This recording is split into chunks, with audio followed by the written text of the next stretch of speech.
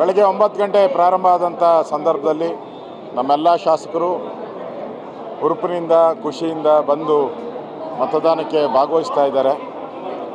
Almost ಎಲ್ಲರೂ ಕೂಡ 11 ಗಂಟೆ ಒಳಗಡೆ, ಕೆಲವರು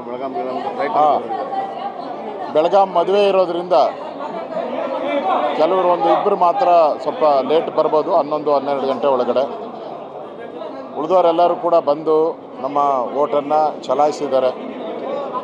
ಸೊ ನಮ್ಮ BJP ಅಭ್ಯರ್ಥಿ ಗೆಲುವು ನಿಶ್ಚಿತ. ಅದೇ ರೀತಿ JDS ಅಭ್ಯರ್ಥಿನೂ ಸಹ ಗೆಲ್ಲಬೇಕು ಅನ್ನೋ ಪ್ರಯತ್ನವನ್ನು ನಾವು ಮತ್ತು ಕುಮಾರಸ್ವಾಮಿಯವರು ಮಾಡ್ತಾಯಿದ್ದೀರಿ.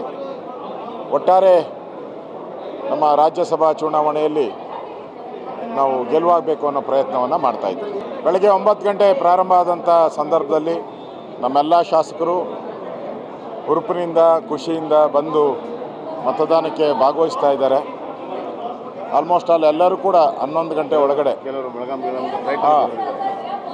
ಬೆಳಗಾಂ ಮದುವೆ ಇರೋದ್ರಿಂದ ಕೆಲವರು ಇಬ್ಬರು ಮಾತ್ರ ಸ್ವಲ್ಪ ಲೇಟ್ ಬರ್ಬೋದು, 11-12 ಗಂಟೆ ಒಳಗಡೆ.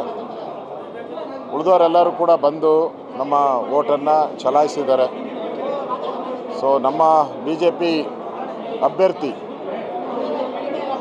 ಗೆಲುವು ನಿಶ್ಚಿತ.